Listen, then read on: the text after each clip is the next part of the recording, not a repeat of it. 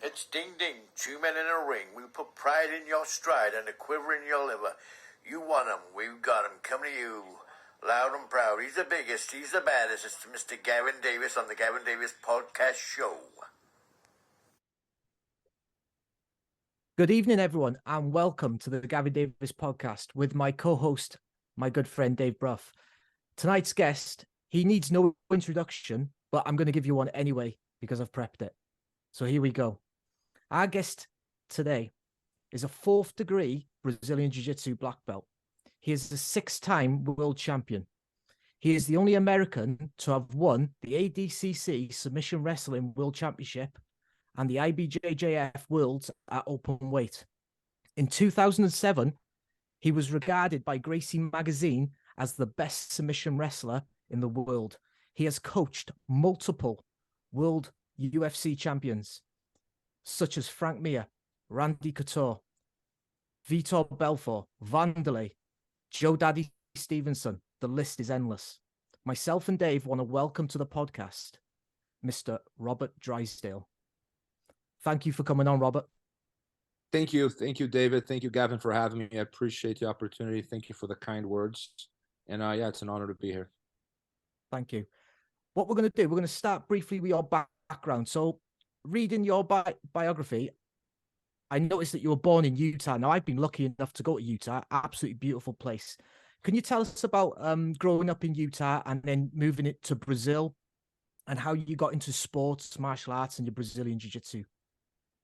Yes, well, my mom is Brazilian, and she was on a scholarship swimming for BYU in Utah, and that's where she met my father. My father was a Mormon missionary who learned how to speak Portuguese in Brazil, so they met on campus. I was born on campus, and then we lived in Hemet, California for a little while. And my mom wanted to relocate to Brazil, and my dad loves Brazil, so he didn't, oppose that. So I moved to Brazil when I was like between 5 and 6 years old. And I was pretty much raised in Brazil from 6 to 17. When I moved back to the United States to attend college, I just finished high school, and I was already training jiu-jitsu then. I had been training jiu-jitsu for about a year. So I was first introduced to jiu-jitsu like around 1997. And then that right there led to the journey I've been on ever since. I've never been off that jiu-jitsu journey, man. I caught the jiu-jitsu bug early on and when I was like 16. But I think it's something that preceded, everything, because when I was a child, I didn't like kites like the Brazilian kids loved. I played soccer because unless you play soccer in Brazil, you don't have any friends, right? So I had to. But I didn't care about cars. Everything had to do with combat and fighting and G.I. Joe and He-Man. And that was my universe. So I was always drawn to combat. That was from a very young age. So jiu-jitsu was like the identity I was looking for.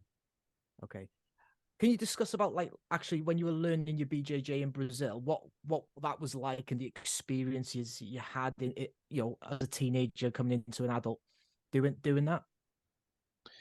Yeah, well, jiu-jitsu in Brazil, despite what people may think, was not popular prior to Royce Gracie. Okay. The jiu-jitsu boom took place in Brazil around the same time it took place around the world. The difference is Brazil had more instructors to teach it, so it spread faster in Brazil than it did in the United States, for example. But I first heard of jiu-jitsu around like 96, 97. That was the first time. I never even heard of it. In fact, people in Rio de Janeiro will tell you the same thing. Like they had never heard of jiu-jitsu prior to Royce Gracie. That's in Rio, just to give you an idea.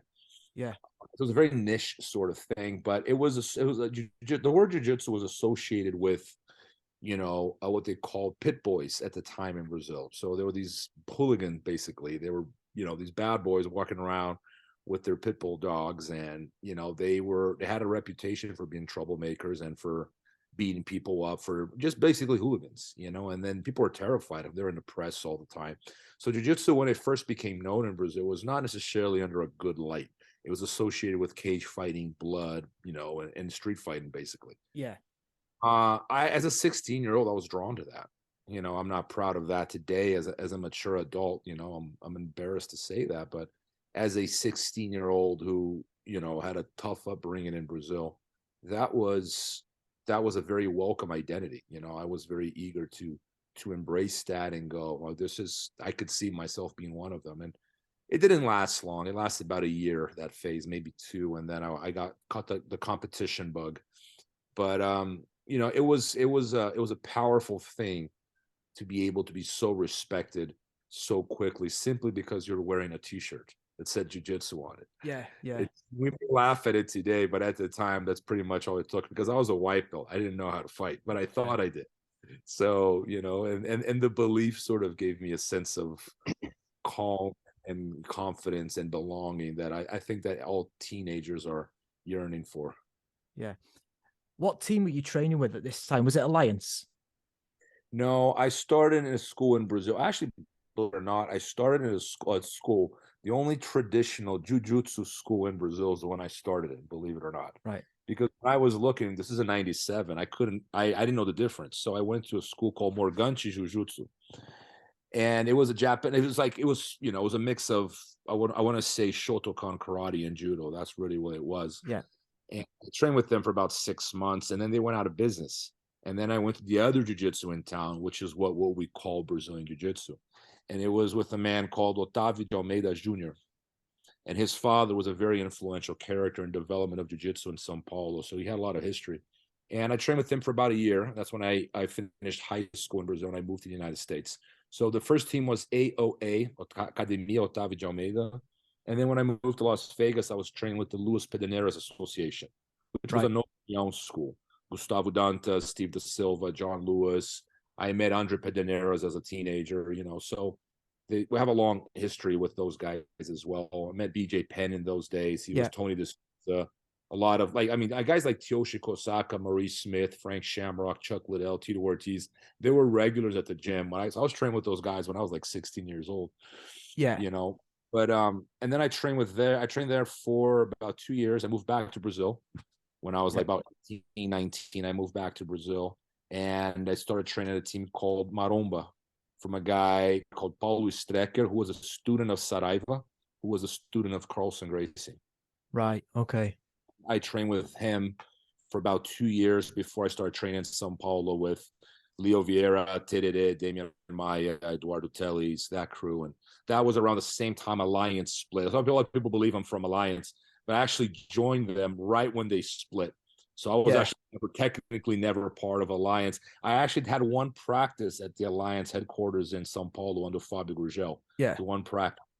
And then, but I didn't stay because when I went to train with Leo Vieira and those guys, I think their demeanor and their attitude, general attitude, was more in tune with what I was looking for.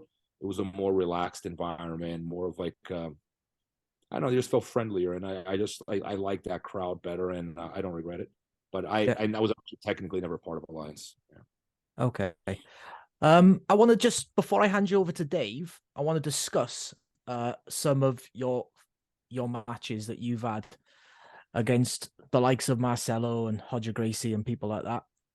I think the famous one is when you caught Marcelo in that D'Arce choke in 2007. What are your memories of them events and them matches? I think everyone in throughout their journey has a moment there where they're peaking in practice, you know, and sometimes those moments are crystallized, you know, like Rickson Gracie, for example. He still lives that moment where in like somewhere between the mid 80s, early 90s, he was so dominant in Rio. That moment was crystallized until it's like it's eternalized, you know. And some people, I think every high level competitor has a moment there where they're very dominant on the mats. And I think around like 2007, 8, those were my years where I was very, very dominant on the mats. Yeah. And I think there was an expectation for my teammates that I would, you know, I should be winning more than I was. I was doing good. I mean, I won the world title in 2005. You know, I lost to Roger in 2006 in the final, but I think it was a subpar performance in general. I was not performing at my maximum potential. And that was something that was in the back of my mind, but it was mostly my teammates who kept telling me that. I'm like, man, you should be winning, because I was doing so well in practice. They felt I shouldn't be losing to anyone, you know. And that ADCC, I was just like, things were just aligning for me. I had no injuries. My mind was in the right place. I was more confident, not overly confident, but I was feeling good. And Yeah, so that match, it was just the whole thing was, and I was still like sort of the underdog in the open because you had names like Fabricio Verdum, Andre Galvão, Mm, yeah. Marcelo Garcia himself. I believe Shunji was in that bracket as well, Shunji Ribeiro. So it was a stacked bracket, and I was just fortunate to come out on top. It was just my day. I had a tough match, with Big Mac, tough match, very tough match with David Avalan, who's like today a good friend of mine. Big Mac was Yeah. always been I've known Big Mac for years. I had a match with Andre Galvão, which regardless of what people say, I was going to regardless of his behavior, I was going to win one way or another. Everyone knew that. He knew that. I knew that. Everyone training with us knew it. So whatever he did out there that day, it's entirely up to him. I had nothing to do with it. And then I had a match with Garcia, which I was pretty confident about because I knew, first of all, I always say this, I'm the original Marcelo Garcia fan. I'm arguably his first fan, other than a family member or a close friend. I'm probably the original Marcelo Garcia fan because I've been watching him since I was a blue belt. That's how long I've been watching Marcelo. This is like when he was a purple belt. Right. I would watch him. I always liked watching. I was like, that guy is so good. I always knew he was going to be great. So I knew him inside out, and I knew he could potentially take me down, but he couldn't hold me down. And I knew that if he pulled guard, I would be at an advantage. I wasn't worried about his half guard. So that was something. He's lighter than you as well, isn't he? He's lighter, stronger than me, lighter, but stronger. I'm telling you. Yeah. People don't understand how strong he is because he doesn't look it. Because we have this comic book like idea of what strength is for sports. It's like if you're big, you must be strong. Like I'll give myself the weight advantage. I'll not give myself the strength advantage. Right. Marcelo Okay. is ridiculously strong. Like only someone who's trained or fought him will tell you. It's just that we think we correlate size with strength, and in fighting it's not so clear. The analogy I always make is like who can hit a golf ball harder, Tiger Woods or a bodybuilder? Yeah. Yeah, so size and strength is something very specific to this to a given task, right? Yeah. But like I kind of knew I knew he was going to shoot. I don't think he was going to pull guard on me, so I was expecting a shot. It's funny because like that match played out exactly how I had it in my mind. Like I knew he was going to try to take me down, and I knew that at the Dar sort of guillotine, those are the two moves I was getting people in practice with, left, right, and center. And those are the two moves I had a good shot at getting him in. So I wanted him to shoot. I didn't care about him shooting. I just didn't want to be held down. And I didn't feel like he could hold me down. So I knew it was a matter of time before I caught him in a guillotine or a Doris. And it's exactly how it went down. Yeah. What I'm going to do, I'm going to hand you over to Dave, okay? Hey, Robert. So, I just want to really enjoyed reading this, by the way. I think it's a terrific book. Thank you. I wonder if I could just ask you, what was your inspiration for starting to research into the history of BJJ and write that book? It's funny, like, it's because I've been in the fight world my whole life. It's hard for anyone to imagine that like I was way into history way before I was into jiu-jitsu. Like I wanted to be an archaeologist when I was a child. Like that was my dream. Like I was certain like I'm going to be an archaeologist because I loved ancient civilizations. That was my thing as a child. Like I geek out on encyclopedias and I'd read books on it. And those are the things that interested me when I was growing up. That and combat, obviously. But like, once I got caught with the jiu-jitsu bug, I put all that on hold. I do have a degree in history. I have a bachelor's degree in history. I'd had opportunities to pursue academic career, but I never went that route because I was too involved in the fight world. But once I retired, I think that side of me came back and like, oh man, I should read more and I should research more. And I actually started a master's program at UNLV. I didn't finish it for bureaucratic reasons. It's a long story, but I've always been drawn to that. Always been drawn to that world. But the whole thing really started with, I remember like I'm visiting I tell this story briefly in the book, visiting a friend of mine, and he had a volume called Shocky, Volume 1 by Roberto Pedreira. And I remember picking it up. I've never seen this before. And I knew enough about academia to know that whoever did this is a professional. This guy knows what he's doing. This is not a random guy. This is not, some guy just telling a story off of Wikipedia. This guy did his research. I'm going through the bibliography, the citations. I'm like, okay, this is something well done. And I didn't even know it existed in Brazil. And I was surprised to find it in English rather than Portuguese. That's probably the thing that surprised me the most. I didn't read it at the time, but I had the title in the back of my mind until it was like a while later. A student of mine asked me, why was it that I didn't have a picture of Carlos and Helio and Maeda on the wall? And I said, I don't know enough about this history. I never looked into it, but it's something about me doesn't sit quite right. Like, I don't know what it is, but it doesn't, the story just doesn't add up. From the little I know, there's like, seems to be a lot of gaps there that aren't really filled. And that's when the student of mine challenged me, like, man, aren't you a history major? And I'm like, yeah, I should probably know a little bit more about this. I really don't know anything about it. This would have been around 2017, 16, 17. And then I went online. I bought Pedreiro's books, Shockey's Volume 1, 2, and 3. I bought a few other books from a Brazilian. Yeah, there we go. Brazilian researcher called yeah, highly recommended. Yeah, They're highly recommended. Very well done, guy. I mean, it's a heavy read. It's not an easy read to get through, but it's a book. It's not meant as a curiosity for like people that are just enthusiasts. I think it's really a book for scholars and people that appreciate, research. And you can have to read in between the lines. Like I think I really got it the third time I went through them. That's when I like, okay, now I think I got it. They say you should always read a book 2 to 3 times anyway. And I agree with that. And I actually reached out to Pedreira, and he's been extremely helpful over the years. And he's been nothing but a reference in my life, because I learned a lot from him. Things that I was like sure I knew of, and it's like he's been correcting me over the years. Like, oh no, it's been a very fruitful exchange with someone that has been doing this their whole life. So yeah, I actually love it. I mean I get lost in reading and writing, and I don't do it more because I have obligations, but I really enjoy history in general. The Pedreira books are, in my opinion, they're masterpieces. Just the detail, the attention to detail, and the time, the painstaking time taken to collate that's incredible. And in the UK, you might not know, there was a famous judo player called Richard Bowen, who compiled 2 volumes of 100 years of judo history in Great Britain, and they're very, very similar. And the early period of judo and jiu-jitsu development in Great Britain, there's so many parallels with how Pedreira writes Soke and the history in Brazilian Jiu-Jitsu. But I want to just follow up that a bit, Robert, with the history. The accepted history is always, it kind of depends on the person who's telling the story. And in martial arts, it's so difficult to cut to the truth because there's so many different versions of it. Yeah. And I think I got that impression when I read your book. That was definitely something that came through. You were challenged by the existing narrative. And how challenging was that to navigate around and deal with people having already accepted that as the truth?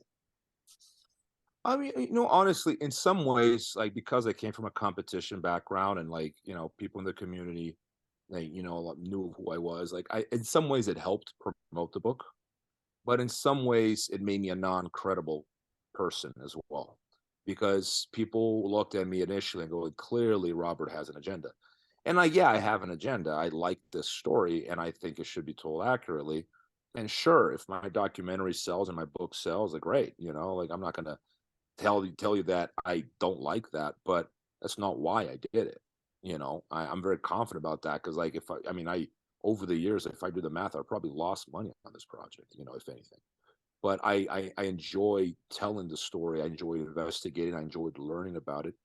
But there was resistance in the sense where, I burned some bridges. I created more than I burned, to be honest. I expected that. I knew I was going to lose some friends in the process. But I think I gained so many more friends because of it. If I put it on the scale, like, politically speaking, it's been very positive, because I got to know some amazing people and made some amazing alliances over the years. And I have people write me like weekly to, like, they read them and they'll reach out to me and I'll make a new friend. And we find out we have like 100 books in common. So it's been great in that sense. But it does create some problems, because like, closes some doors, because if you say something about the wrong people, that person is not going to invite you to their next event, for example. There's jiu-jitsu is very politically driven. Like, I think anything involves money becomes political at some point. you know, and because with the popularization of jiu-jitsu, it's become a business, it's become an industry. And as a result, it draws a lot of the wrong people that are in it for the money. People that were not there when there was no money, but now that there is, they're like, hey, you know, let's do this, let's do that. And if you ruffle the feathers the wrong way, they're gonna come after you. You're not gonna get invited to their show, and things are gonna happen. And I knew all this. Like I wasn't like, you know, I'm not a martyr in any sense of the word. Like again, overall, it's been positive, but you know, there's been some resistance I could see that from a mile away that some doors have closed. It's interesting as well to hear you say before that when you started jiu-jitsu, it wasn't popular, even in Rio. And so did the narrative about the origins of jiu-jitsu, did it just grow from that point? Did it grow from the UFC? And it was just an opportunity then to establish the history, and that's where that came from. Yes, I'm glad you say that because most people don't see it, but that's exactly it. The history of jiu-jitsu began with Horian. You know, prior to that, it was a niche thing. It was something exclusive to the South Zone of Rio. I mean, don't get me wrong. Like Helio had that moment when he fought Kimura in '51. That was national news. But that was 1951. Between '51 and '93, there was nothing happening for jiu-jitsu. They were on TV in '91 when they fought the Luta Livre guys. That was like sort of what got things really moving faster. Um, but I call them the silent years in my new book, like from from '51 to '93.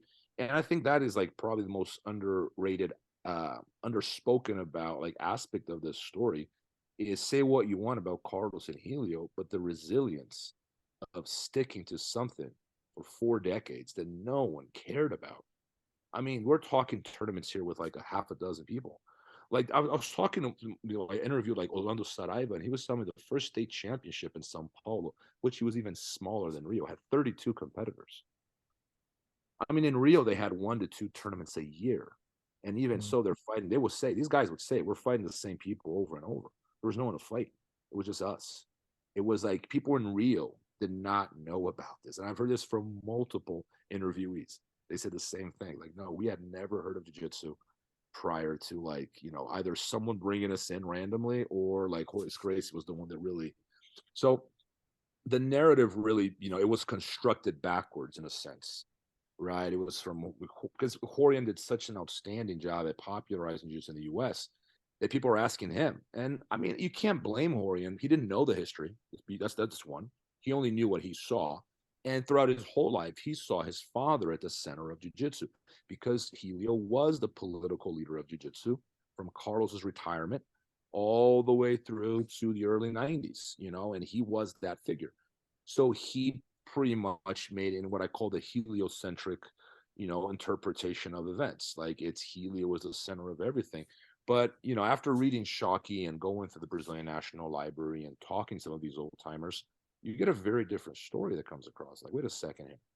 Like, that's not how it went. Helio did not invent anything. They were doing judo. They modified it and they to their own taste and flavor and preferences. And at the end of the day, I believe they did something good because judo, for all its qualities, and it has many, they did become less martial over the years. They lost some of that fighting spirit because they became overly sportive, in my opinion.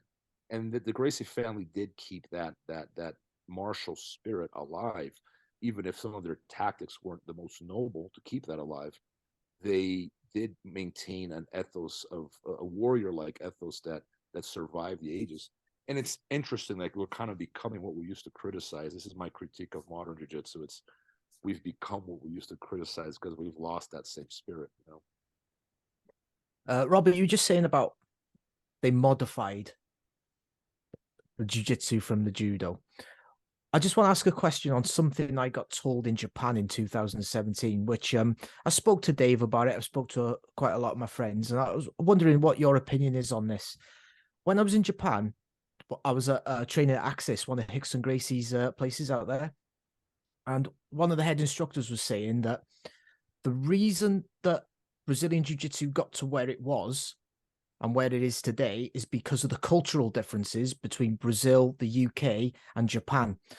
And I'm listening to it, and I'm like, I don't quite understand where he's going with this, but I'll listen. I'll listen to what he's saying. So he says, in Japan, someone will show you a move, and you'll bow, you'll say yes, sensei, and you'll do that move exactly the same way. Same in the UK, but because culturally there's a difference in Brazil. Someone will show you a move, and then your mindset is, can I make this easier for myself? Can I change this? I don't like that. I want to do this. Do you kind of agree that the cultural differences have impacted on the way Brazilian Jiu Jitsu has come forward the last 30 years or Absolutely. even longer? And I would add to that, like, first of all, I'm very happy you can see that. Like, that's the thing, that's something a lot of people miss. And I talk about it briefly in my first book. I expand on that topic in this new book that's coming out soon. And it's the idea is Brazilian culture, and you have to have either hung out with Brazilians, spend lots of time with them, or have been in Brazil to fully understand it. It's a very like do things first, do fun things first, be responsible after. Like it's, and people really don't want to hear it, but like I'm half Brazilian. I feel like I can say it without being a bigot in any way. But it's funny, man, and I love Brazilians for it because they do know how to have fun. But as a result, they become masters of improvisation. Brazilians are brilliant at improvising and working with what they have. It's a way of thinking. It's very ingrained in the culture to improvise on the spot, not bend the rules. That's a quality. To bend the rules is not something that like the Japanese would reprimand. Brazilians applaud it. Like being smart enough to alter something, bend the rules to your favor is a sign of, I won't use the word nobility, but it's something that would, if as long as you're successful, it's great. They call it malandragem. There's a word for it. You can't even translate it into English. And what it did was it had an impact in jiu-jitsu where it kept the technical canon open. There's no fixed rules in jiu-jitsu, which is, as Pedrera notes, I think that's in one of his books. It might be the red one there, the volume 2. I think it says it's the good news and the bad news, because it's not rigid in the sense, so it's an open source software. So anyone can come in and modify it at will. But the problem with open source software is that everyone can modify it at will. It's also the bad news. So there's so if you ask me to define jiu-jitsu, I don't think we can, satisfyingly define jiu-jitsu. I don't think it can be done because it's not clear to me what it is. It's not clear. What is jiu-jitsu? I think the closest thing to a definition is IBJJF. And that's even so only in terms of rule set, because they do not offer a technical canon like the Kodokan does, for example. Yeah. So in evolutionary terms, this creates some problems because a canon that's closed is not adaptable, right? You have a fixed set of rules. There's very little room for adaptation. Whereas if you keep it too open, now you're missing out on important information that might be running through these systems, but nothing is really sticking. And people lose reference of what's important. So what I call the center of jiu-jitsu is completely open. It's not, it's my center. Like no one agrees with me, but I think these are the techniques that are fundamental for combat, like the ones that we use over and over and over. Some people call it old school. I don't think there's anything old about it because I'm constantly adding new things to it. But it's like techniques like rear naked choke, a combat stance, back take, a kimura, a guillotine, the things that work consistently in a real fight. That right there is not centralized, especially in the day of internet, because people are adding new random things every day. And like the garbage normally surfaces to the top. Like the other day, I use this example a lot. Two of my students in competition let their opponents pass their guards so they can try the boogie choke. I don't know if you guys know what that is. Yeah. It's a new craze at the moment, the boogie choke, isn't it? Yeah. And it works, but it's one of the things that it works 1 in 100. But my students were so caught up in the trend because the algorithm boosts it to the very surface that they felt that was the best move to be done. So what I say means nothing. You see, my attempt at a canon, my attempt at a center means nothing because I'm against the internet. And there are 1 million clicks here saying A. How the hell can Robert be right saying B? Clearly, Robert is incorrect. And jiu-jitsu is suffering from the internet now because of this, because of a lack of a fixed canon. I've tried to bring this to IBJJF's attention, and there's an agreement there that there is a problem, but how to solve it is not clear. And I don't think there might not be a solution because the internet does help jiu-jitsu grow tremendously, but it's fragmenting as it grows. There's no cohesion. We are not what judo is in the sense where judo is going to survive another 140 years. I am not convinced Brazilian jiu-jitsu can survive for another 40. At this rate, because it's it's already fragmented. It's not clear. People don't agree on the rule set. People don't agree on its culture. They don't agree on the values. There's a number of things that hold the martial art together that Brazilian Jiu-Jitsu practitioners don't agree on. And it's up for the internet to decide what these values are at this point, which to me is insane, but here we are. I think that's a really interesting point, and it's actually a real danger for Brazilian Jiu-Jitsu that there isn't anything constraining its development other than the go-to techniques that work, the high percentage techniques. But if the internet's teaching everybody low percentage techniques and diluting that, and then that becomes the building block for something else, and none of it's constrained, you're going to have wildly different styles of Brazilian Jiu-Jitsu developing all over the place. And every different school will have its own kind of canon, if you like. Yeah, and it's happening. And the problem is that, at least, for example, if all these different schools had the same object in sight, they were more or less self-correct because we're all heading the same way. So we might do this and might do that, but we end up in the same direction because we all agree on what the purpose is. We no longer agree on what the purpose is. My purpose has always been efficiency. I don't care if it's old, new, pretty, or ugly, if it was created in the United States, in Brazil, or in Antarctica. Like, I could not care less who created or how old, but people care about these things. And they're going by trends and coolness and fads and aesthetics more than they are by efficiency. And that means we're no longer agreeing on the direction we're going. Because if I'm saying efficiency and someone else is saying entertainment, we're going in different directions. And in some ways, some of these moves that I'm seeing, these lapel guards, this butt scooting, I think submission only has been one of the worst things that ever happened to jiu-jitsu because of this, because it's completely lost the martial side of jiu-jitsu. And I think that we're going in a direction that it's starting to remind me, not to disrespect other martial arts, but the kids breaking wood boards in the 80s. It's the nunchucks. It's starting to look at all this trendy, cool stuff that kids geeked out on in the 80s. I did too, but had no applicability to the reality of combat. Like, breaking a board is not going to make you a good fighter. We know that now, right? Wrapping someone's leg with a lapel is not going to teach you a thing about fighting. Oh, but it works in jiu-jitsu, of course. It's framed around that rule set, but a rule set that allows something like that is already distancing from the reality of combat in a very.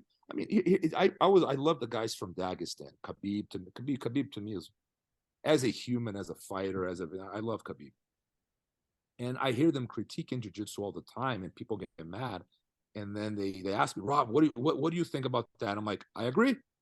I think I'm trapped. No, I love jiu-jitsu, but that doesn't mean that Khabib is not right. That Islam is everyone right. In my world, in my worldview, those guys are better representatives of jiu-jitsu than we are. Yeah, that Dagestani handcuff, like, it's basic, but it's as legit as anything. Because I don't care what they say. What they're doing is more jiu-jitsu than it is sambo. I mean, it's just that they've adapted so well. Yeah. Adapted, because sambo they're not good ground grapplers. I'm sorry. In terms of ground grappling, you put a sambo artist against a Brazilian Jiu-Jitsu artist. Brazilian Jiu-Jitsu artists win 99 out of 100 in a submission format. Not takedowns. We're talking like submissions, grappling on the ground. And I've trained with these guys. I'm telling you, most of them are not very skilled on the ground. Yeah. What they do have is they have the top game. They'll get on top of you. They have outstanding ground and pound, outstanding control, and they stuck to the center. Kimura, rear naked choke, like maybe a guillotine here and there. Like, we're talking the positions that are consistent throughout the history of fighting. In fact, they go back to ancient Greece. In Brazil, they call rear naked choke the mata leão, the lion killer. It goes back to Greek mythology. So, like, these are the positions that are consistent throughout history, and they stuck to them. And that's why they have a better grappling system for combat. And we don't call it jiu-jitsu, but like, that's the kind of jiu-jitsu I'm interested in. And Brazilian jiu-jitsu as a sport has completely lost it. They're very at odds with how guys like Khabib are grappling, for example. Yeah, I found Oh, go on, Dave. Go on, please. No, I was just going to go back onto the history, Gav. But if you've got something else, no, you go on. I'll go next, mate. It's fine. So I just wanted to ask, and it comes across from the narrative in the book that you were dealing with. There was a rivalry between judo and jiu-jitsu in Brazil. I just wonder, how real was that rivalry? Was that something that was created by the Gracies, or I mean, did judo actually feel any rivalry, given that jiu-jitsu was very small and real even up until the 90s? You know, like if you grab the 1967 Guanabara Federation manual, their first federation, their first manual. I have a copy. It's a digital copy. It's not a physical one, but and you can read it, and that's where the term real jiu-jitsu appears for the first time. And they're arguing that the Japanese are hiding real jiu-jitsu with their fake judo. So and that's what when I first started training, that's what I was told, that the judokas were hiding real jiu-jitsu. The Japanese were hiding it from the world, and that the Gracie family had rescued it. Right. And that's something that the generation of people from the 1960s onwards, they heard this every day. They've absorbed those values to the point where even if they, consciously agree that no, they were not hiding anything, in the back of their minds, they still feel that Brazilian Jiu-Jitsu rescued something. Right. It's something very ingrained in their minds. So the rivalry was very real, but obviously, there was what the Gracie family was doing was a modified version of judo. And it was modified in the sense where they capitalized in an aspect of Kodokan judo that the Kodokan, under its Olympic rule set, over time came to neglect, niwaza, or ground grappling. And the reasons why the Gracie family moved towards the ground we have some speculation why that was. One of them might have been tight spaces. Brazil has awful infrastructure for sports. So you would be in tight spaces. Can't have too many people exchanging takedowns in a tight room, right? Personal preferences. It could have been something strategical to purposely move away from judo. It could have been the influence of Vale Tudo, of the MMA at the time, whereas like these guys ended up on the ground for long periods of time. And so learning how to fight on the ground made strategical sense. Keeping in mind that Carlos and Helio and George Gracie, they had a foot in judo and a foot in Vale Tudo. So they came from both those worlds simultaneously. So they were highly influenced by the Vale Tudo scene in Rio. That's why they absorbed the kicks and the punches and a lot of these techniques that are not from judo that they have in their curriculum came from other martial arts like capoeira, possibly savate, catch wrestling. They were absorbing anything that worked.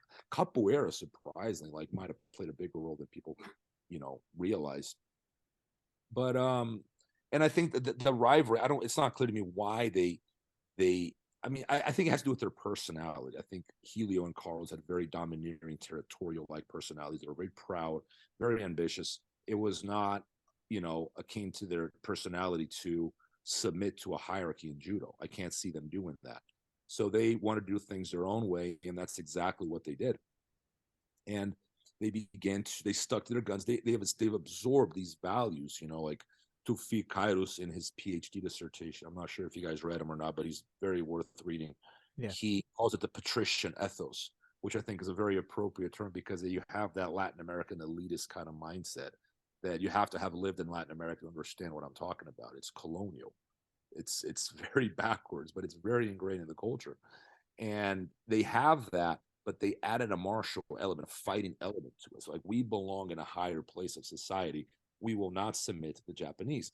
And there was a nationalist rhetoric to it. They used Brazilian nationalistic sentiments to try to separate from. This is clear in these articles. Helio was constantly invoking nationalism to say that our national sport of jiu-jitsu is better than the Japanese matrix. And in some ways, I think they had a point because when you start limiting the fight on the ground, you impoverish the art. The problem is that the Gracies, they did the opposite mistake where they impoverished it standing. But I think the biggest influence, just to wrap this all up, as far as them leaning towards a more ground-oriented version of judo, I think the leading influence was Carlson Gracie, was basically the lead character of this new book that I'm coming out with. And I think he is far more important than people realize, because if you watch the Gracie brothers before Carlson, they were basically judokas. And you can watch footage of Helio grappling. You could pull it up on YouTube right now. He's a judoka. He's not pulling guard. He gets taken down. When he fought Yasuichi Ono the first time and second time, he got taken down 32 and 27 times, respectively. 32 times in one match he got taken down. Now, what does that tell you? It tells you a few things. He's not on par with Yasuichi Ono in terms of takedowns, but it also tells you that he's not pulling guard. That in fact, after he gets taken down, he stands back up. because you got taken down 32 times. So that says something about how not only how dominant they were, but it says something about the Gracie way of thinking at that time. And it was more judo than it is what we now call Brazilian Jiu-Jitsu. In fact, if you look at their rule set, the 1936 rule set, and I have a chapter about this, like the 36 rule set, the 54 rule set, the 67 rule set, and then finally the 75 rule set, you see clearly an evolution away from judo into now what we call Brazilian Jiu-Jitsu. They are evolving over time, distancing themselves technically and in strategical terms from judo over the decades. But in 1954, they had Osaikomi in their rule set. And it's very similar to a judo rule set. Like there's a lot of similarities there. And then in 75, they're awarding a negative for 30 seconds of control, whereas in 1954, they're rewarding with 1 point, 30 seconds of control. And in 1975, that had flipped on its head. Now it's a negative because you're stalling. Yeah. So holding a guy for that long is actually not a good thing. Now it's stalling. And they're awarding 4 points for mount and 4 points for the back. And then you see that emphasis on the ground. And this is in 1975 at a time where Carlson Gracie was by far the leading force in jiu-jitsu in Brazil. By far, not even, I mean, he was jiu-jitsu during that era in Brazil, despite what Horian told people over here. Yeah. Do you think it was conscious, Robert? Sorry. I think it's just suspicious of mine because like it's 75 is very suggestive.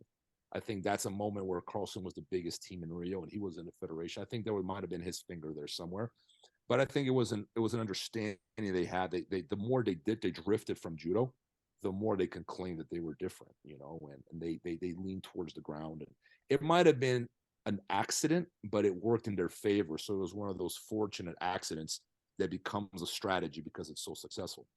But it's clear that it's difficult to say if it was intentional or not. But if it was intentional, I don't think it was because of Carlos and Helio. I think it would be more because of Carlson Gracie. Because Carlos and Helio, when you watch them, and you watch the rule set, when they were responsible, 100% in charge of jiu-jitsu in Brazil, it's very close to judo. They were more judokas than they were willing to realize or willing to admit. What about Rolls Gracie as well? Because he cross-trained quite a lot, because I know Mauricio Gomez was one of his black belts, and I've heard Mauricio talk about like how they used to cross-train. They used to do bits of wrestling, they used to do bits of everything in the gym because they wanted to learn it to understand it so that you could avoid it. Yeah, Holz was a visionary in many ways. What people don't say, and this is what no one from that generation, other than the dark side of jiu-jitsu, are willing to talk about this, is that Holz left Helio Gracie to go train under Carlson. And when Hollis got there, I'm going to say Hollis, okay? That's how Brazilians say it. Because Brazilians corrected me so much over the years not to say Holz and say Hollis, that I'm trying to stick to one version. So Hollis Gracie is he was not the guy he later became, because this is one of the most shocking things that has come to me in all these new interviews I've been doing, is that the Gracie Academy, the original Gracie Academy under Carlos and Helio, they did not have group classes. Right. Group classes did not exist. They taught exactly how like the Valenti brothers teach in Miami, or in how like maybe like some of the Gracie University teaches a private format. It was self-defense oriented and it was privates, and they had actually no sparring. Like there was no randori in the classes. What they did was some of the coaches at the end of the day, 4 or 5 of them would get together and roll around a bit. So there was essentially no Brazilian Jiu-Jitsu as we know it up to like the 1950s in Brazil. They were just doing self-defense and then like, you know, and they would spar a little bit at the end, but their business model was all aimed at private lessons, self-defense. Carlson comes along, he opens his school in 64, and he says, forget this self-defense stuff, forget this private stuff, let's drop the prices, let's bring the animals in, let's bring everyone who wants to fight competitively, and let them go at it, performance-oriented, hard training. Let's train these guys to be champions and be good fighters. And he did that. And that's why he had a dominant team in Brazil in the 1930s and 40s. When Hollis left Helio's academy to go train with Carlson, because he was not winning, he was not a dominant guy he would later become. This is guys that telling me this and off. So maybe I'm not going to mention names, but guys are saying, man, he was getting smashed. Hollis was getting beat up in practice. He was losing to brown belts. It was after that he became the guy because he understood that if he wanted to be good, he was going to have to train competitively. He can't be training like, loose and relaxed, private lessons. No, you want to be good. You're going to have to go to war. And those guys under Carlson had been going to war for a long time already. So when Hollis started training with them, he basically found himself in a mat full of animals that were training exactly the way every gym in the world trains today, competitively, right? But these things did not exist then. This is why, to me, the more I understand this, the more I look at these facts, I analyze the situation. I go, wait a second here. The father of what we call Brazilian Jiu Jitsu was Carlson Gracie, because these guys were not doing that before him. He was the guy that came along and said, this doesn't work. This is how it's going to work. On top of that, there is a cultural aspect of it, of the Brazilian relaxed manners that is not descriptive of the Gracie Academy, because they were very military-like. They were like closer to Japanese than Brazilians in that sense. Carlson was the guy that would show up 5 minutes late and flip-flops, give everyone a hug, and take everyone out for acai after practice. That beach culture that is so descriptive of Brazilian Jiu-Jitsu today, that was something that started inside Carlson Gracie's gym with Hollis, because later they become rivals inside the own gym. It's a very interesting dynamic. Carlson had no rivals as a coach. His guys were winning everything. Him and Hollis have a business fallout, not a personal one, but they couldn't agree on business terms. They started teaching the same building, but different groups. So they have two teams trained on the same mats, separated together, but kind of enemies, sort of like that, the frenemy kind of relationship, but they were highly competitive. And that's what got Jiu-Jitsu's evolution started. That's where these positions that we now call like the script of Brazilian Jiu-Jitsu began, at this moment where these guys are going to war every day and competing against one another. So the brand of jiu-jitsu was that that came to conquer the world was not born outside of the Gracie Academy. It was born inside Carlson's Academy by the hands of Carlson, Hollis, Gracie, because their brand of jiu-jitsu came to be the dominant one. And I think that's something a lot of people missed for a long, long time. And it wasn't until I reread Shocking after a comment that Roberto Pedreira made. It wasn't the original idea for this was not mine, it was his. He made a comment once that, if you pay close attention to Shockey Volume 2 and 3, about 2/3 of it are about Carlson Gracie. And that's when I was like, holy shit, I completely missed that. And if you reread those Volume 2 and 3, you'll see that Carlson Gracie is the central figure from the 1950s onwards in Brazil. And it's hard not to place them at the center of everything after that. Well, I think it's halfway through Volume 2. I'll have to double check this, but I just want to talk about, before we move on with the schedule, Robert, I just want to talk about leg locks. So you were saying about the Sambo lads earlier on with regard to what they're good at. I've rolled with a couple of Sambo lads and they're quite into their leg locks. And then obviously the last 10, 15 years, there's been a massive evolution of leg lock game in Brazilian Jiu-Jitsu, especially with the no-gi. I've read that Volume 2, and it says that Helio Gracie loved straight footlocks, and that was his main go-to. I've seen a clip on YouTube of him teaching a heel hook. I've never seen a clip of him with footlocks apart from that. Can you just expand on that, please? I have a picture. Right. It's in the book where there are children applying heel hooks in the gi in the 1960s in Brazil. Yeah. Heel hooks in the gi by children. Yeah. So, I mean, Ivan Gomes, I have a picture of Ivan Gomes and Euclides Pereira, one of the biggest classics in Brazilian Vale Tudo history.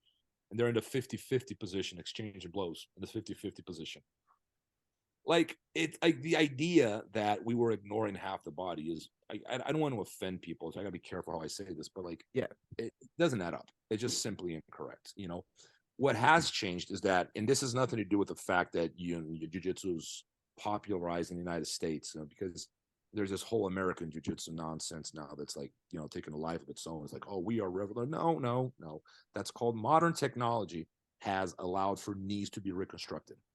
That means that an injury that was crippling 40 years ago, right, is no longer crippling. We can reconstruct a knee, take 6 months, and you're back on the mats. That sucks, but at least you're not a cripple. Yeah. In the 1960s, you would have been one. So it made sense, if you're practicing in a sport that you plan on bringing to the masses, that you ban some moves that could potentially destroy your knee. So that's what happened. It was a change in technology. It had nothing to do with, genius. Like some people like to pat themselves on the back and say that they created something, but these techniques were always there. is Yeah. that they were not further explored because they were not allowed under any rule set. So why get good at something that you can't use in competition? Yeah. I want to just talk about how important it is for the gym that I'm training in now. We've got a lot of white belts, a lot of blue belts. How important is it for them to know and understand their history with regard to BJJ, martial arts in general? You know, I was talking with a student of mine a while ago, a few years ago, and we were talking. I've always liked to to read a history book, and he said something like I thought was kind of like it was one of those things that seemed so absurd that I didn't even have an answer for it at the time. It's just a caught because it's so at odds with how I think. And he says, Rob, what's the point of reading all that? If you want to find something out, you can just Google it. And I was just like, wait. And at the time, I didn't have an answer. I had to go home and think about it. It's like, that's so insane, but that's how the world thinks. Me not admit it, but I feel that's how the vast majority of the world thinks today. Is if I have Google and Wikipedia, why do I need to learn anything? There makes and from that perspective, if you really trust Google and Wikipedia that much, you know, there's a point there to be made there. But I think that has to do with people's understanding of what history is.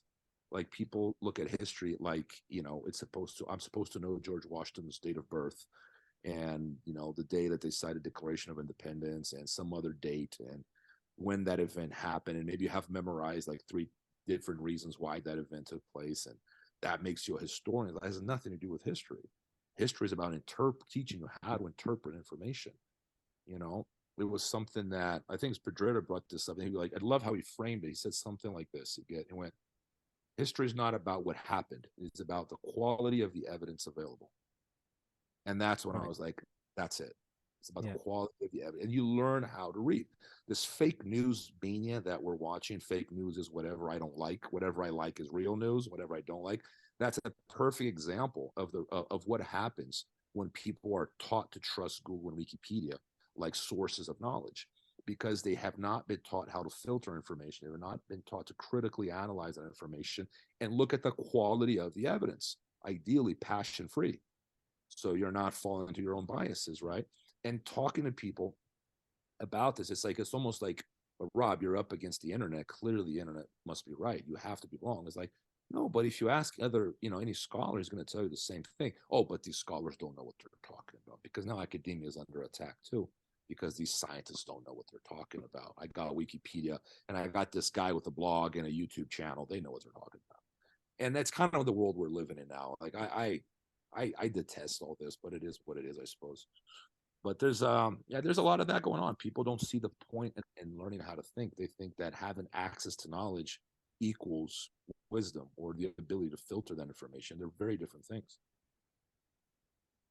Just kind of looking at that perspective, Rob.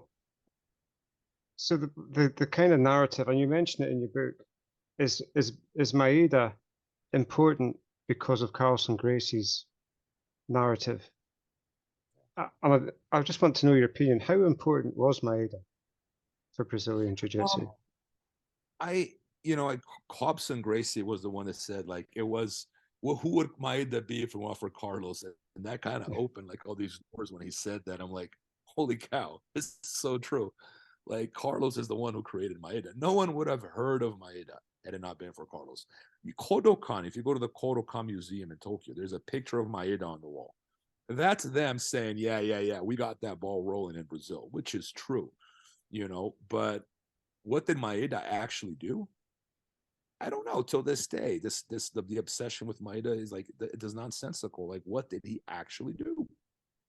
If you take him out, Rob, if he doesn't go to Brazil, what changes? As long as Carlos Gracie exists, nothing. The inception point is Carlos Gracie. Now, was he an outstanding coach? Probably not. Was he an outstanding fighter? No. Was he no? Was he a genius on the mats? I don't think so. This is what he was. He was determined, and he had 21 children. 10 of them or 11 of them male, something like that. I think 10 of them. No, how many of them male? Something like that. No, the vast no. I think they're the 21 more. Something like 15 of them were males or something like that. And then Helio had another 5-6 boys or whatever it was. So that's what they did do. And they had this patrician ethos. They combined it with their warrior-like spirit, their outlook on life, which says, this is how we do things. We are warriors. Our children will be warriors, and we're going to create our own brand. They had that determination that is typical of people who go on to create empires. They had the vision. They had the faith. They believed in something, and they stuck to their guns, and they went all the way through with it. But did they? No, there was no invention. We know that now. But what did Maeda do? Maeda taught some Brazilians. He may or may not have taught Carlos. There's no evidence for it, right? But may or may not is not history. That's not evidence. It's just speculation. Let's say he did. I mean, how much did he teach him? It's not. I mean, let's say he did. It's clear from what we know that Jacinto was the instructor at the time, not even Maeda. So the role of Maeda is not clear to me. It's not. And I don't think these guys actually, by the time Carlos was doing his matches with Joe Moore in Sao Paulo, I don't think they were outstanding grapplers, because he had a very short acquaintance with jiu-jitsu early in the late teens and early 20s in Brazil. He moves to Rio. There's no contact with jiu-jitsu in the 1920s, despite these guys saying that they were training already, yada, yada, yada. We have Helio on the record, and this is in Shockey, I want to say volume 2, where Helio says that he had never heard of jiu-jitsu up to 1929. He was 15 years old. The first time Helio Gracie heard of jiu-jitsu was in 1929, according to himself, when Carlos Gracie went out to compete against Gio Mori, and he was like, what the hell is my brother doing? I've never seen that before. So Carlos wasn't even training for all those years, okay? Now, to say that he was an outstanding grappler that could have defeated Gio Mori, a Kodokan black belt with international experience in a fight, is ludicrous. But they wanted to make money to sell tickets, right? And that's what they did. But I mean, if you really wanted to attach the history of Brazilian Jiu-Jitsu to the Kodokan, I think Gio Mori is a much stronger candidate than Maeda is. Much stronger. I mean, there's plenty of evidence for Carlos's relationship with Omori. With Maeda, there's nothing. I mean, I don't care what these guys keep saying. Oh, but it probably did. They probably did. That's what they say. I got into an argument with one of these researchers in Brazil the other day. Not too heated. It was respectful, but the insistence that it probably was, therefore it was. And I fired him this. Look, if you were to a store to buy a phone that would probably work, that would, in fact would work 99% of the time, would you call it a good phone? And he went quiet. I was like, that's the same with history. You can't go around saying things because it possibly is. But they stick to the narrative because it's been told so much. They feel it discredits the whole art unless that piece of its history is true, which I don't think it does. But it's clear to me that that aspect, which was 100% of Brazilian Jiu-Jitsu history up to recently, that relationship between Carlo, that connection there, is weak at best, and it does nothing. It adds nothing to the history of Brazilian Jiu-Jitsu. I want to talk about UFC 1 and Royce Gracie. You've already mentioned him a couple of times, Robert. I've got a question which I'm fascinated about, really. I read an article online, and like you've already said, you've got to be careful what you read online, but I want your perspective on it. The article was practically saying if Royce Gracie was at the level he was at today that he was in 1993 when he won UFC 1 and 2, he would be a purple belt. Is there any... do you think we've moved on that much the last 30 odd years? I think it was yes. By the standards that we're using of what jiu-jitsu is today, the answer is yes. And I don't think it's an insult to Royce. It's a compliment to jiu-jitsu. But I'll give you the other day, a couple of years ago, Keenan Cornelius, he made a comment about Hickson not being able to win a jiu-jitsu purple belt tournament today. And everyone came after him like it was like sacrilege, and like, how dare you attack Hickson, and I understood what he said. It's like, he has a point. It's true. If a purple belt wrapped up Hickson Gracie in a lapel guard, I might I'd put my money on the purple belt. He'd probably win by advantage, shitty fight, but he'd win. Tactically, he might be able to win, because it has evolved in the sense that a lot of these guys in the 80s would have been lost as to what to do. And that's not an attack on Hickson. It's not even a compliment to the hypothetical purple belt. It is a compliment to the evolution of jiu-jitsu. With that being said, I dislike the evolution's direction. My question to anyone saying that Royce and Hickson would lose to a purple belt today is like, who would, if you encountered if you had to get in a fight in the beach in the 1980s in Brazil, right, or in any fight, who would you rather be? The purple belt with a good lapel guard, or Rickson Gracie, or Royce Gracie? Which jiu-jitsu would you rather have? I know which one I would rather have. I'd rather be Royce or Rickson, because I know that the jiu-jitsu they were doing may not be able to beat a lapel guard in 2023, but it could kick ass. And that's something that these guys with lapels don't care about, because they're not, I mean, we call them martial artists, but are they? They can't fight. Could you defend yourself? Could you, if you had to put your hands up and say, go, take this guy down, ground and pound, choke him out, can you do it? I think most of these guys couldn't, even if they could be in a jiu-jitsu competition. So it has to do with the direction of jiu-jitsu's evolution that has become, like I suggested earlier, what it used to criticize. We have become what we used to criticize, unfortunately. And, you know, and I think everyone's responsible for this, Gracie family included. You know, it was, the money was too good to put a stop on it. But, you know, I would rather the jiu-jitsu taught inside Carlson's Gracie gym in the 1980s. It was, I think, in approach, it was much closer to what Khabib does in the UFC today in terms of direction. And I think that's the direction I'm interested in. Yeah, I'd love to be a fly on the wall during them times as well. But as I say, like, Royce was like, well, he still is. He's a hero to me, because I remember watching them as a child. We used to get them on like video cassettes, and I used to watch all the early UFCs as a child. And for what he did in that environment with no rules, well, very limited rules. I think there was no eye gouging and no biting, wasn't there? But the actual rule set, and because he was always the smallest one, for what he put out there for jiu-jitsu, I thought was absolutely amazing. Doesn't matter what people say today. I agree. I write this in the first book. I have a whole chapter on it in the second book.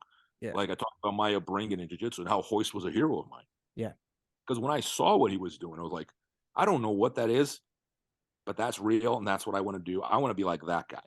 That's who I want to be like. It was and he still was. Every time it's funny, it's like I bump into Royce every now and then, and every time I see him, I'm still like a little kid, you know, like, oh shit, that's Royce Gracie, you know. Yeah. Oh, that I could probably beat him in a jiu-jitsu match today, sure. You know, like, would he win today? No, he wouldn't, but it doesn't matter. Like you said, No. at the end of the day, he is the guy who is responsible. I call it the second greatest revolution in the history of martial arts. Yeah. Jigoro Kano created the concept, and then between Jigoro Kano, there's nothing greater than Royce after Jigoro Kano. Yeah. There's Jigoro Kano, and then there's Royce, and he's he's like this bound. There's a post Royce era, and there's a pre Royce era, and there's that, and no one can change that because he's the one who did it. Was he the best representative of jiu-jitsu in the 1990s? Hell no. They had guys way better than Royce in Brazil. Everyone knows that. There were 100 guys in Brazil better than Royce. The guy, if you put Royce in a Vale Tudo match against one of Carlson's black belts, Royce would have gotten killed. These guys knew that, but these guys were all like big guys. They were meatheads. They're like just like big ogres, you know. Like that would have. Royce was skinny. But that represented jiu-jitsu in a positive light as well by having someone with that frame. Yes, and it helped sell it, because if it's not impressive when a guy that's like, you know, like a big juiced up guy goes in out there and beats someone up, it's like, yeah, that's sort of expected. It's not elegant. Yeah. You know, guy who's skinny, even though again, like he could be skinny and be stupid strong. I'm not saying that's the case with Royce, but like strength has very little to do with size. Yeah. You know, it was elegant because he barely hit people. I think that's one thing that made it impressive too, because our idea of winning a fight had to do with knocking someone out, had to do with making someone bleed. We got that from comic books. We got it from Bruce Lee and Hollywood movies. We got it from boxing. And that was the Western concept of winning. Royce proved everyone wrong. It's like, no. You can win elegantly without even hurting someone. Yeah. And to me, I think that was what was so incredible about it, still is. Yeah. You know, and there's no one can take that away from Royce. Well, Keith Hackney, a lot of the early fighters in the early UFCs, they all broke their hands in the first fights, and then they couldn't come out for the second fight. Royce was able to get 3-4 fights in a night and take minimal damage. And I think that represents the style really well also. And the thing you just made some comment. This is a very interesting piece of the history that a lot of people miss, is that you know, back in the day with Vale Tudo days, it was a lot of open-handed strikes. Yeah, because he fought with no gloves. So Keith Hackney did not come from an experience of hitting people in the head with no gloves on. Yeah. Hoist descended from that tradition. He was warned. Like, no, careful. You're going to hit someone in the head. You're better off doing with an open hand, which is for self-defense purposes. That makes a lot more sense, by the way. Yes. When Yeah. people are teaching people how to throw punches in a fight, I'm like, careful, man. Unless you got really good hands and know how to place your punches, you will break a hand. It doesn't take much. Yeah. And so, like, they knew. I mean, if I recall, I think Hoist did use a lot of open hand strikes in the early UFCs. I can't remember. Yeah, he did. He fought Ron Van Cleef in UFC 4, and when he mounted him, it was all open hand strikes. It was Art Jemison, he tapped out from the mount, didn't he? The one with one glove on. Yeah. That was I think that was like Hoist's very first fight, right? It was, yeah. You know, it's interesting that people don't know this, but Hoist had no experience prior to that. Like, that was his first. People miss, like, oh, he had been fighting in Brazil. No, he had zero experience. Yeah. Dave, do you want to add anything? I just move it. Are we continuing with the schedule, Gav? Because we're almost. We're going to come to an end in a sec. Yeah. So I wonder, Robert, if you could tell us a little bit about your new book and how it follows open and close guard. The book, like, the idea for the book had really started right when I was finishing Open and Close Guard. I finished with a homage to Carlson Gracie, and because I wanted to talk about him because I feel he is the most undervalued character in this whole story, and he has a reputation for being a tough guy because all his guys were like, big tough guys. So like, oh, this guy's probably like a meathead. And it's like, and you actually learn who Carlson Gracie was. Like, he was like the kindest, like, sweetest human being. He was such a giving person. People don't know this, but he died broke. And this is the guy who carried the family's name on his back for decades, man. Like, and his team was the most dominant team in Brazil for almost 4 decades. People can't. That's a long time to be a dominant team, But his team won every single division in Brazil for decades, and he was the guy that created the sort of environment that we practice Brazilian Jiu Jitsu in today. Well, the version of Brazilian Jiu Jitsu we practice was not born in the Gracie Academy. It was born by the hands of Carlson Gracie. You want to find out how Helio taught? You go to the Valente brothers in Miami. Watch how they teach. They follow that curriculum to a T. They still do. Carlson didn't. Carlson broke with that. 99% of Brazilian Jiu Jitsu practitioners practice Carlson Gracie Jiu Jitsu. And that there's no way around that. So I'm looking on those things. Wait a second. This guy is a center, and he was fighting the best fighters of his era. He fought the best guys available to him. He trained the best guys, jiu-jitsu and MMA. It's like, why is this guy not getting the recognition he deserves? And he died like disgruntled with everything, because at the end there, remember his team. He had his flaws there too, but BTT was essentially Carlson Gracie. They just, they separated there, and he never really, made his peace with that. So it's a very sad story when you read about it. So I wanted to write about Carlson. So when I started writing about Carlson, I realized I could not talk about Carlson without talking his experience in Vale Tudo, and that led to this hybridization between judo and Vale Tudo that they called Gracie Jiu-Jitsu.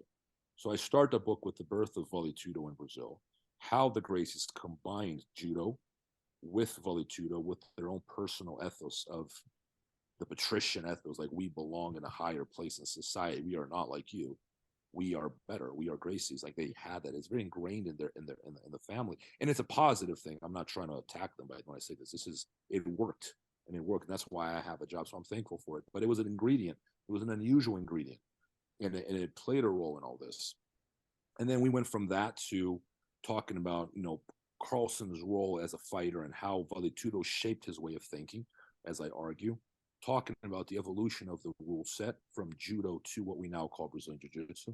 And then we have a chapter on Hollis Gracie and his importance, his rivalry with Carlson Gracie, and that importance for igniting evolution, because up to then, evolution is a product of competition. It has to be some level of competition. For me to want to beat you, you want to beat me. That's what creates that arms race, right? That's how we raise the bar. Then we talk about the Figueiredo de Magalhães Academy, which is where Carlson and Hollis taught, and I call it the birthplace of Brazilian Jiu-Jitsu. We talk of the political situation in Brazil in the 80s and 70s, 80s, and early 90s in Brazil. There's a lot of divide. Carlos Gracie Jr. called it a civil war between Helio and Carlson. And it's an interesting war between the two, because those two hated each other. They respected each other, but there was like that family. It was like that sort of like animosity between them and their students, and it was a very important aspect of this evolution. And from there, the expansion of jiu-jitsu around the world after Hoist and the UFC. I have a couple chapters on that. And then this, I mean, and then I talked a little bit about the modern scene of jiu-jitsu, what I call the Americanization of Brazilian jiu-jitsu by Brazilians. And then I have a chapter called the Americanization of Brazilian jiu-jitsu by Americans. Brazilians, when they landed here, what was a warrior practice became a business practice just like that. It was very quick. Yeah. The things that Brazilians do here now, they were never doing in Brazil at the time. It became a commercial practice because there was money to be made. So it changed the art. And, now we're watching this wave of like taking credit away from what was done in Brazil and saying, oh, innovation is here. And I think it has to do with, what some Americans understand as patriotism. It's not patriotic in my opinion, but that's what some people see it to be. And then I wrap it up with a critique of the idea of this business approach, how the client should be in charge. I dislike that. I think there's a hierarchy there we ought to respect, and it's long gone because people really are placing business ahead of the integrity of the art. And I think it's damaging jiu-jitsu in the long run. And that's what I'm arguing throughout the book, not only praising Carlson and tracing this evolution, but trying to show the reader what has been lost in the process. And what has been lost is exactly what gave Brazilian jiu-jitsu credibility to begin with. So the book is called The Rise and Evolution of Brazilian Jiu-Jitsu, from Vale Tudo to Carlson Gracie to its democratization. And hopefully it'll be out in the next, it's being diagrammed. It should have been ready, but I'm hoping to have it out within the next week or so. Okay, so what we're going to do, we're going to bring the podcast to a close now, Robert. We're going to look at getting you on again if you want to come on again, and we'll promote your book as best we can, in the UK and everything, over and throughout Europe and that. Try and push it out for you. Is there anything you want to touch on before we come to a close, mate? No, absolutely not. Yeah, send me a link to the podcast. I'll share it on my social media. Thank you. I will have the book out. I'll send you guys a copy. Maybe you guys can read it. Yeah. And then you guys can have some questions about it afterwards. Yeah. And then we can do another one soon. I'm coming out. I just came out with an audiobook version of the open and closed guard that came out yesterday. So anyone who doesn't like, I get that a lot from the people don't want to read. Well, what is an audiobook? An audiobook. So we just finished the audiobook for the first one. Yeah. Probably another a while before we do an audiobook for the second one. But the second one should be out in the next couple of weeks. That's hopefully before that. Should have been ready. Just waiting for the diagrammed, and then we can print it and ship them out. Yeah, that's what we'll do. Anything to add, Dave? Just to say, Robert, it's been a real pleasure speaking to you. I enjoyed your book immensely. Looking forward to the second one, and look forward to speaking to you again in the future. Thanks for coming on. No, thank you, guys. Thank you for the opportunity. Sorry if I come across as overly opinionated sometimes, but like I not at all, no. But I know I had fun, and I hope to see you guys again soon. And make sure you guys message me your address. I'll send you guys a gift, the book, as soon as it's out. And then when you guys are done reading it, let me know, and we can do another one. Thank you, Robert. It's been an absolute honor having you on, and I just want to thank you for everything that you've done for like jiu-jitsu and getting the books out and everything, so people can really read into the history of what's gone on, and so people can get as educated as possible on these subjects. I think it's amazing. So thank you for everything, mate. Absolutely, thank you guys, and okay. You guys and before we go, me and Dave are going to look at getting a trip to Las Vegas to come and do some training with you. Anytime. Yeah. Okay. Thank you, mate. Good night. Cheers. All right. Cheers.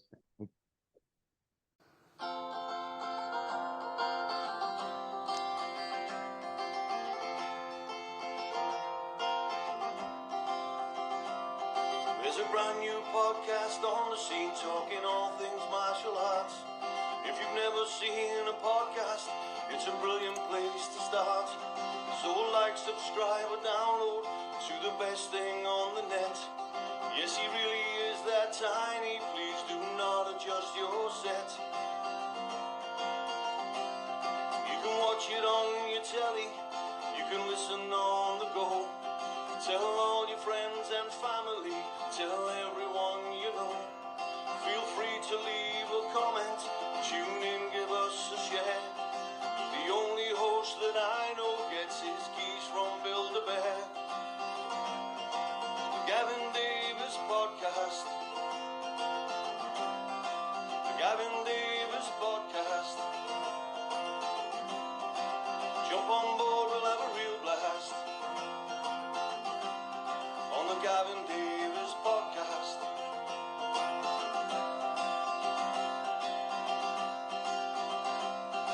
A captivating podcast streaming straight into your house. He's a little pocket rocket, he's the Welshman's mighty mouse. Great guests and conversations that won't bore you to tears. Thank God he's wearing headphones to hide those grapplers' ears. Gavin Davis Podcast. Gavin Davis Podcast. Jump on board, we'll have a real blast